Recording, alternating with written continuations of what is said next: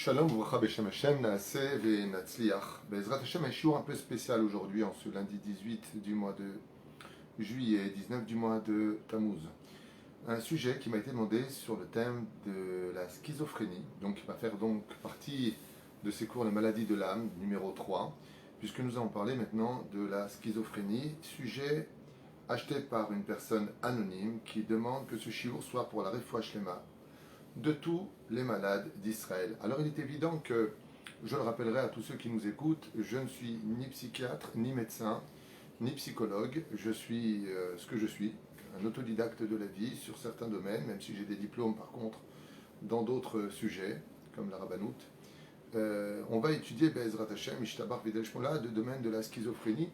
Et la première chose que je vous demanderai, Be'ezrat Hashem Itbarach, c'est de prendre un éveil sur la chance, comme je le répète dans beaucoup de shiurim, la chance d'être en bonne santé. On ne se rend pas compte combien nous avons de la chance d'avoir un équilibre des pensées, un équilibre environnemental, un équilibre familial, un équilibre même financier, même s'il y a toujours des manques, même si c'est pas facile.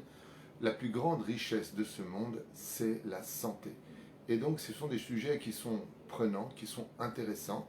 Il n'y a pas besoin du Rav Twitou pour entendre parler de cela. Vous avez les réseaux sociaux qui en parlent en long et en large. Vous avez des médecins diplômés d'État qui vous en diront beaucoup plus long que ce genre de shiurim. Mais si je tiens aussi à en parler, c'est parce que la Torah, notre chère et tendre Torah, nous parle de tout cela. Prenons un exemple de Rabbi Shimon Bar Yochai, qui, alors qu'un décret avait frappé le peuple d'Israël, décida d'envoyer un espèce de genoun, un espèce de démon, chez la fille de l'empereur, et qui va provoquer une folie, une espèce de manque de coordination des paroles, de monde irréel, dans lequel, eh bien, ça va agir en conséquence.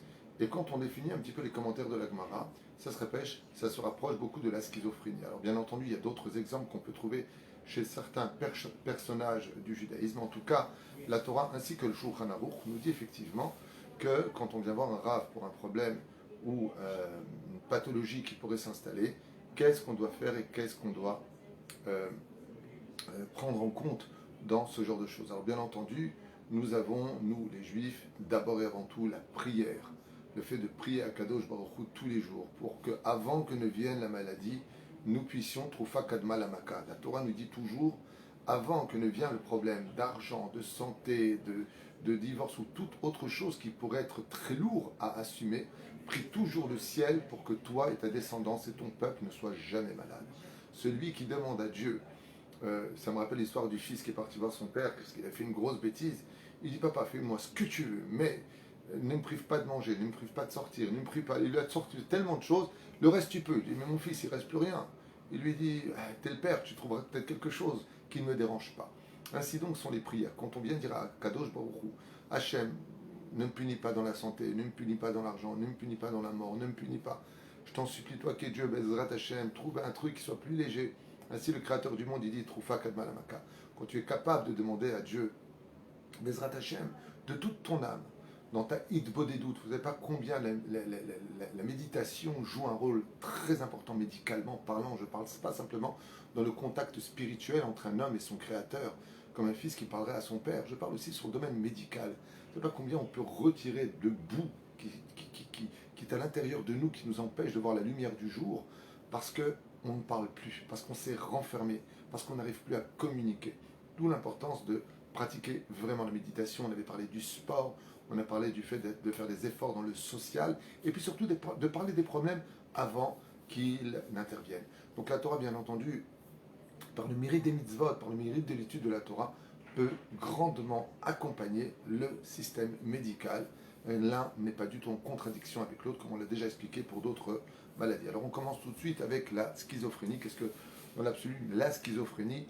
Juste avant de commencer, je tenais à m'excuser, parce que, par exemple, en France, il y aura entre 550 000 et 600 000 personnes atteintes de schizophrénie, dont à peine la moitié se ferait suivre et soigner de cette maladie, qui est très très compliquée à gérer, extrêmement difficile à vivre, et qui peut même être très agressive vis-à-vis des autres. Alors, la première chose que je voulais vous dire, c'est qu'on ne fait pas d'omelette sans casser des œufs. D'ailleurs, il est probable que je sois peut-être un peu maladroit dans ma façon de parler ou que je puisse blesser une personne. Il n'y a aucune intention dans ce domaine. J'ai noté quelques notes car je ne suis rien d'autre qu'un autodidacte, donc je regarde un petit peu mes livres, je regarde un petit peu Internet, je regarde un petit peu à droite, un petit peu à gauche. J'ai posé la question à quelques amis qui sont psychiatres sur le sujet avant de me présenter. Ah, le son n'est pas. C'est normal, j'ai pas branché. Merci de m'avoir prévenu. Donc j'espère que ça a été entendu de ce que j'ai dit tout à l'heure. J'espère. En tout cas, maintenant vous entendrez mieux. J'avais pas branché le micro. Désolé. C'est le problème des téléphones. Quand on est tout le temps occupé à faire plusieurs choses en même temps, eh bien, on ne fait pas tout ce qu'il faut comme il le faudrait. D'où l'importance de faire chaque chose pour un temps et chaque temps pour une chose. Voilà. Merci bien. Merci à vous. Alors, qu'est-ce que la schizophrénie? On commence donc tout de suite ce shiur Be'ezrat Hashem, même si c'est pas un shiur Torah d'autres rabbinim pour dire mais pourquoi ce Rav parle-t-il de schizophrénie, qu'on laisse ça à la médecine? Je ne suis pas du tout d'accord, mamash pas du tout. Il serait temps de dire au grand public que la Torah parle de tout et que les rabbinim ne sont pas que des curés de paroisse. Les rabbinim doivent être conscients, surtout quand on s'occupe de la jeunesse, quand on s'occupe des couples, si on n'est pas investi d'une étude minimale psychologique, on ne peut pas aider réellement les couples. À moins d'être un gdolador. Un gdolador, il est une aide spéciale du ciel. Mais quand on est rave de communauté ou rave du tzibour, un rave qui est mélangé parmi la société, il est impératif pour lui d'apprendre ce genre de choses. Pas de façon profonde. C'est pas un thérapeute qui attend dans son bureau les gens pour les soigner. C'est pas notre rôle. Notre rôle, c'est de savoir détecter les situations réelles que vivent les gens pour pouvoir les orienter vers une solution. Et non pas dire Be'ezrat Hashem, Imirtza Hashem. Be'ezrat Hashem, c'est marqué dans la Torah. Avec l'aide du ciel, va chez le médecin pour te faire soigner. Voilà ce qui est marqué dans la Torah. Verapo, Yerapé. D'accord? Donc on commence. Qu'est-ce que la schizophrénie? D'abord, il faut comprendre que c'est une maladie psychiatrique. Donc on ne parle pas de psychologue, on parle vraiment de psychiatrie dans l'absolu. Et pourquoi de psychiatrie? Parce que le psychiatre, c'est le médecin, si vous préférez, qui peut lui faire des ordonnances afin de donner à la personne la possibilité d'acquérir des médicaments pour se soigner de la maladie spécifique dans laquelle il se trouve. Donc c'est une réelle pathologie qui touche à peu près 1% de la population mondiale selon une enquête qui a été menée au sein des psychiatres dans le monde. Elle se déclenche en général, comme toutes les autres pathologies, pratiquement de l'âge de 15 ans à 30 ans. Et il y a un problème avec cet âge qu'on appelle les 15 ans pour la simple et bonne raison, c'est que 15 ans correspond aussi d'une certaine façon à l'âge de la révolte. C'est l'âge de la puberté par excellence, 13, 14, 15 ans. C'est l'âge où on a envie de défaire, de détruire les données et les bases qui nous ont été apportées par les parents pour passer de l'âge de l'adolescence à l'âge de l'adulte. Et donc c'est une période qui n'est pas évidente et il est difficile réellement de distinguer la personne qui est dans l'âge de la bêtise humaine, de la révolte, de l'adolescence et d'une personne qui est en train de développer une pathologie. Donc chose à retenir dans ce domaine, en général, c'est comme les bipolaires, c'est entre 15 ans et 25 ans, 30 ans. C'est la partie de l'âge où en réalité le système commence à vraiment se développer et montrer des symptômes. Alors, le mot schizophrène, d'abord avant tout, vient du mot grec, qui veut dire quoi? Schizo, qui veut dire scission, donc coupure, et phrénie, en grec, veut dire esprit, pour nous enseigner que c'est une coupure de l'esprit. J'ai été un peu vérifié dans mes livres, et donc, qu'est-ce qu'on apprend de là? Un des shurim que j'ai déjà fait il y a très très longtemps, que la schizophrénie, ce serait d'une certaine façon, une division de l'esprit, comme une espèce de divorce de l'âme et du corps, provoquant une pathologie entre les deux, donc un vide, et donc un dysfonctionnement entre la raison et la réalité. Alors, cette pathologie-là, elle est réelle, puisqu'on va la développer maintenant, mais il faut savoir qu'il y a quelque chose à retenir de nous tous. Il y a dans le judaïsme la notion de la émouna, le fait de croire et d'adhérer à quelque chose pour que ça arrive, eh bien c'est que la émouna intervient quand le cartésien n'a plus sa place dans la réalité. Mais il y a aussi des gens qui vivent dans des mondes parallèles, des mondes étrangers à la réalité, même s'ils n'ont pas atteint le niveau de schizophrénie ou la maladie de la schizophrénie que Dieu nous protège, eh bien malgré tout, il y a lieu de comprendre que ce divorce entre l'âme et le corps peut être une pathologie cachée comme une espèce de magefa shketa, une espèce d'épidémie très calme, très douce, et qui va créer chez nous un divorce entre le corps et l'âme. L'un des appareils les plus extraordinaires dans ce domaine pour séparer l'âme du corps, ce sont les films, ce sont des appareils portables aujourd'hui, c'est les cinémas, qui nous emmènent dans des mondes irréels et qui en réalité, quand on rentre à la maison et que tu as vu un super film d'amour, eh bien, tu ne vis pas la réalité de ton couple, ce qui fait que tu as du mal à l'adapter parce que tu l'adaptes à un film où eux-mêmes, les propres acteurs qui jouent les rôles de ceux qui s'aiment, sont déjà en phase de divorce. Ce qui fait que c'est très difficile d'être quelqu'un d'heureux et d'équilibré quand l'âme et le corps ne sont pas harmonieux. Il faut savoir que la pathologie, justement, de l'étymologie du mot schizophrénie, schizo, qui veut dire donc scission, séparation, brisure, si vous préférez, et phrénie, qui veut dire l'esprit. Il y a une espèce de brisure dans l'esprit qui va provoquer donc un dysfonctionnement entre la réalité et l'illusion, entre le corps et l'âme. Donc vous voyez qu'on parle quand même de Torah malgré tout, même si on parle de maladie. D'où vient cette maladie et comment est-ce qu'elle existe? Selon une grande partie des psychiatres, après avoir passé des années d'études sur ce sujet-là, il faut savoir qu'elle peut être héréditaire. La première des choses, si vous avez des grands-parents, arrière-grands-parents, elle peut se développer chez la descendance, c'est-à-dire à l'arrière-petit-fils par exemple, entre 5 à 15%, 10%, ça dépendra. S'il s'agit d'un frère jumeau, elle peut arriver jusqu'à 50% de possibilités de façon héréditaire à travers les chromosomes. S'il s'agit maintenant d'un frère, elle peut se développer à peu près à 35%, puisque le gène existe dans la famille. Donc la première chose qu'on doit apprendre, et sur lequel, par exemple, quand on fait un shidour, qu'on vient rencontrer une personne, on est en droit de poser la question, afin d'être sûr que notre descendance ira bien, de poser la question, est-ce que chez vous, vous avez des cas de schizophrénie? Pour ne pas qu'il y ait ce que l'on appelle mikartaout, parce qu'un père ou une mère qui est schizophrène, que Dieu leur donne une bonne santé, eh bien, peut très facilement donner en héritage ce genre de pathologie à la descendance. Alors ça ne veut pas dire que c'est 100%, on a vu que c'était au maximum 50% héréditaire si c'est un frère jumeau, donc on ne peut pas non plus tomber dans tous les... Si la conjointe ou le conjoint vaut le coup, Baruch Hashem, de partager sa vie avec lui, il y a beaucoup de gens qui n'avaient pas de pathologie et qui les ont développées par la suite, parce qu'il faut savoir que la schizophrénie fait partie de plusieurs façons d'être. La première, c'est qu'elle peut être tout à fait héréditaire. La deuxième, elle peut être virale. Par exemple, une étude avait été faite sur les femmes enceintes qui, chazve shalom, à travers un virus, pourraient introduire beaucoup plus facilement un développement de cette pathologie chez l'enfant vers l'âge des 15 ans. Donc il y a le côté aussi viral, donc vous voyez qu'il n'y a pas le côté que simplement héréditaire. Et puis, à part cela, nous avons un troisième point très important sur cette maladie, qu'on appelle la schizophrénie, qui peut venir par contre, elle, d'une dimension comportementale, à travers une mauvaise éducation, un état de famille catastrophique, ou tout simplement le système dans lequel va vivre l'enfant peut finir aussi par développer chez lui des troubles du comportement, à travers par exemple ce que l'on appelle les doubles contraintes chez l'enfant. Toujours à dire à l'enfant le contraire de ce qu'il a fait, toujours ce n'est pas bien, jusqu'à d'une certaine façon provoquer chez lui un manque de totale confiance et d'adhération à la situation. Velachen, meod chashuv, de prendre un petit peu en compte que, hormis le fait qu'il y a la maladie qui peut être héréditaire, qui peut être virale, il faut savoir que le rôle des parents est d'une importance cruciale pour pouvoir, Bezrat Hashem, donner à l'enfant un équilibre de vie qui lui permettra de ne pas développer des pathologies. Il faut savoir que quand on étudiera une fois de plus le sociopathe ou le manipulateur pervers narcissique, on verra que le sens premier du comportement, du trouble du comportement vient surtout de l'éducation.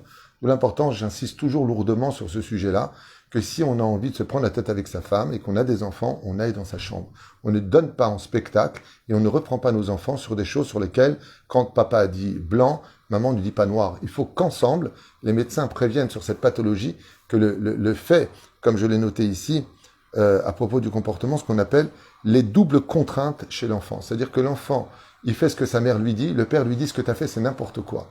Eh bien ça peut provoquer par la suite, à des degrés bien entendu très limités, peut-être entre 7 et 10%, un développement chez l'enfant d'une perte de confiance en lui, d'un divorce entre l'esprit et le corps qui peut provoquer la schizophrénie. Alors, les signes, les symptômes de la schizophrénie se divisent en général par 3 dimensions qu'on appelle les symptômes positifs. Alors, qu'est-ce que c'est les symptômes positifs? Comment on peut réellement déceler l'O'alenu et l'O'alechem chez des gens ou des membres de notre famille, que Dieu nous protège de cette situation, parce que c'est vraiment une situation d'abord qui ne se soigne pas, elle se gère très bien de nos jours grâce à des médicaments. Il n'y a rien à dire, Baruch Hashem, grâce aux médicaments qu'on appelle neuroleptiques, et qui sont très très très bien aujourd'hui, qui sont bien travaillés pour remplacer justement les manques au niveau des neurones et donner à l'enfant une stabilité afin de se réinsérer dans la société. Donc ce qui est très important, c'est de connaître aussi les symptômes pour ne pas confondre. Vous savez, c'est un petit peu comme le pervers narcissique. Dès qu'il y en a un qui dit un truc qui n'est pas bien, on dit c'est un pervers narcissique. Un pervers narcissique comprend des symptômes bien précis et qui doivent s'engendrer les uns après les autres. Par contre, pour le schizophrène, il y a 3 symptômes duquel, s'il y en a 2 qui sont majoritaires sur 3, sur 2 sur 3, il pourrait être éventuellement diagnostiqué par des médecins comme étant schizophrène. Mais il faut en avoir 2. S'il n'en a qu'un seul, on peut tout à fait avoir aussi des défauts sans avoir de maladie. Ça ne veut pas dire qu'on est forcément catégorisé comme étant schizophrène. Alors, la première des choses que je vous ai notées, c'est ce qu'on appelle les symptômes positifs. Vous voyez, le positif, c'est pas d'être que positif dans la vie, c'est-à-dire ce qui va venir en plus du comportement normal. Comme quoi, par exemple, c'est un monde dans lequel les schizophrènes vivent dans l'hallucination. Tout le monde le sait, ils sont persuadés d'avoir vu des choses, ils voient des mondes irréels qui sont créés par leur propre esprit, mais qui en réalité se jouent selon la Kabbale il y a quelque chose qui tourne autour d'eux. Il faut savoir qu'un schizophrène n'ose pas trop parler parce qu'il a toujours l'impression que quelqu'un vit avec lui, et dans la Kabbale, cette maladie est considérée comme étant un esprit qui possède son corps. Ça, c'est dans le domaine kabbalistique. Dans le domaine médical, ce sont en tout cas des gens qui ont une anomalie au niveau des neurones. Il y a des études qui ont été faites sur ce domaine. On peut voir qu'il y a un dysfonctionnement quelque part. Mais de l'autre côté, les symptômes sont les hallucinations assez fréquentes. Ça dépendra de l'évolution de la maladie, d'entendre des voix. Jeanne d'Arc en faisait partie. Donc des fois, tu es persuadé qu'on t'a parlé. Le pire, c'est de vivre dans la totale... Alors c'est bizarre parce qu'on n'ose pas le dire, mais... on a toujours l'impression d'être agressé, surveillé, que la terre entière est contre nous. On vit une espèce de situation invivable à l'intérieur de l'esprit parce que ça ne nous lâche pas. Mais la reine, ça peut inventer des odeurs qui n'existent pas, inexistantes, des goûts complètement inventés alors qu'on mange une banane, on a l'impression de manger du goudron, alors que pas du tout. On a l'impression de se sentir des fois même piqué, agressé physiquement, suivi ou poursuivi, observé. Bekitsour, on est dans un délire total. Ça veut dire que l'esprit, comme on l'a dit tout à l'heure, schizo, et phrénie. Cession de l'esprit. Il y a une espèce de divorce entre l'esprit et le corps qui va provoquer un délire total qui, malheureusement, s'engendre par un manque de discussion construite. C'est-à-dire, on peut passer donc du coq à l'âne, qui sont ces délires des idées non adaptées surtout à la réalité, comme si on était constamment persécuté, constamment victime d'un complot, et même des fois, le délire peut aller jusqu'à ce qu'on se prenne pour celui qui peut sauver le monde, on peut se prendre pour le Messie. Donc vous voyez que la maladie qu'on appelle le syndrome de Jérusalem, qui est une grave maladie, ce sont les gens qui se prennent pour le Messie, et qui est très fréquente de nos jours, sont aussi des gens qui sont peut-être empreints de schizophrénie, puisqu'ils se prennent des fois, ou pour ceux qui ne servent plus à la société, donc ils se sentent agressés, ils peuvent même agresser fortement les autres, ou de l'autre côté, en tout cas, ils sont inadaptés à vivre en société et en famille. Ils ont un problème, c'est qu'ils se recorquillent dans leur propre monde. Ils sont dans la crainte et la peur. C'est vraiment un enfer à vivre au niveau de celui qui est schizophrène quand il ne prend pas ses médicaments surtout. Donc, et tout cela de façon souvent obsessionnelle, soit envahissante, aussi bien pour lui que pour ceux qui l'entourent. Donc, mamage, un sujet très difficile. C'est ce qu'on appelle les symptômes positifs. On va passer au deuxième symptôme, qui sont par contre, eux, les symptômes négatifs, c'est-à-dire moins. Il y a ce qu'il y a en plus, ça ce qui est en plus, et par contre, il y a des lacunes des moins. Quels sont-ils? Les choses en moins, c'est moins de capacité d'interaction sociale, bien entendu, incapacité de ressentir ou d'exprimer ses propres émotions, moindre de capacité à se motiver et à se mettre en mouvement, voire parfois tendance invalide quand on est dans cette situation. Donc on voit ici qu'il y a un arrêt un peu total aussi bien au niveau de l'esprit que du corps qui ne permet pas à la personne de pouvoir s'adapter à la réalité de ce monde, mais de vivre en parallèle comme une espèce de pseudo-zombie, si je peux appeler ça comme ça, même si c'est pas très poli à dire, qui représente les symptômes négatifs. On ne peut pas tout faire, la liste serait beaucoup trop longue. Et il y a le troisième symptôme, qui n'est pas vraiment un symptôme, qu'on appelle la désorganisation. Donc c'est de ça dont je vous parlais tout à l'heure. Pour pouvoir être considéré comme étant schizophrène, comme vous l'avez demandé dans le cours d'en parler, il faut avoir minimum 2 de ces symptômes-là. Et le troisième symptôme, lui par contre, qu'on appelle la désorganisation dans l'absolu, lui c'est la perte de cohérence de la pensée, passer d'un sujet à l'autre, comme on l'a dit tout à l'heure, a du mal à construire une discussion, et donc agissement et action désorganisés, parce que ça s'exprime aussi bien au niveau de la parole, de la pensée et de l'action. Donc incapacité de pouvoir travailler, de trouver un travail, même de certains cas faire ses propres courses. On ne sait pas pourquoi on est sorti, on arrive de l'autre côté et on se sent incapable en tout cas de prendre des responsabilités. Chaque schizophrène développera un peu plus ou moins un de ces 3 symptômes avec des évolutions changeantes. Et c'est pour cela qu'il faut absolument un suivi selon la situation de la personne qui est malade, ou hebdomadaire ou mensuel, mais plutôt hebdomadaire. Et donc d'où l'importance d'un encadrement suivi et thérapeutique important et médicamenteux. Voilà ce que on peut dire sur ce sujet-là. Donc à part ce qu'on a expliqué au début de ce chiour, il faut comprendre qu'il y a absolument des médicaments à prendre, des antipsychotiques si vous préférez, ou des neuroleptiques atypiques. Donc tous ces médicaments-là sont aujourd'hui hyper avancés grâce au modernisme. On a pu, Baruch Hashem, arriver à stabiliser ce genre de situation. Et je voudrais vous parler aussi des sensations. Alors, c'est vrai que les psychiatres disent qu'il n'y a pas de rapport avec la paranoïa et le schizophrène. Moi, je suis pas tout à fait d'accord dans les symptômes. Parce que quand on se sent suivi et poursuivi, c'est là un peu de la paranoïa. Donc, il y a un peu de paranoïa. Ce n'est pas un paranoïaque dans l'absolu, mais il y a un peu de paranoïa dans le comportement du schizophrène.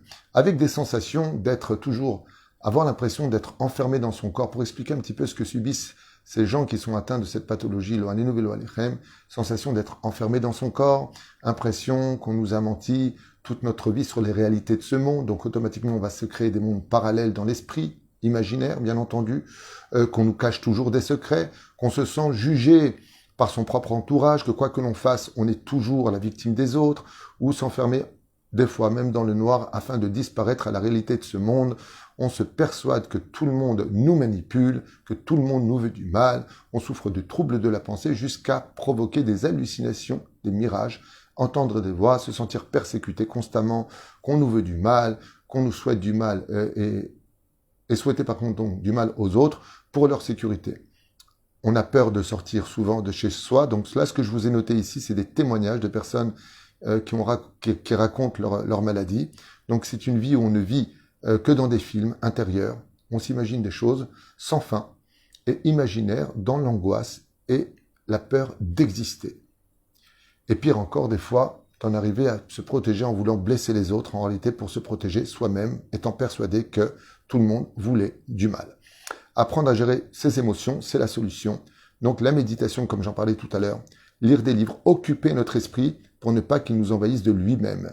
Prendre les différents donc antipsychotiques, neuroleptiques et atypiques, prendre ces médicaments et surtout ne jamais lâcher, même si c'est des médicaments qui se prennent à vie, puisque la maladie ne se guérit pas, elle peut se gérer. Et de cette façon-là, Bezrat Hashem, on apprendra surtout à se réinsérer dans la société, à revivre en société.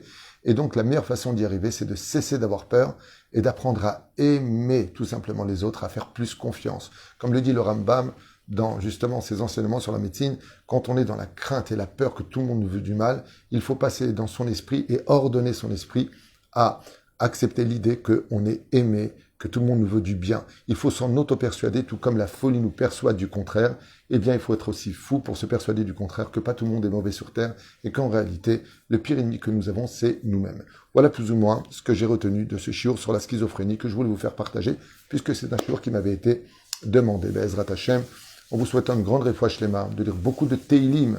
Les Teilim ont une force extraordinaire pour guérir des maladies, Be'ezrat Hashem, mais cela n'empêche pas de faire le nécessaire pour nous guérir selon le système médical. שהקדוש ברוך הוא בעזרת השם ברך את כל הרופאים שלנו ונזכה לישועות ונחמות לחיים טובים ושלום בכל אמן ואמן.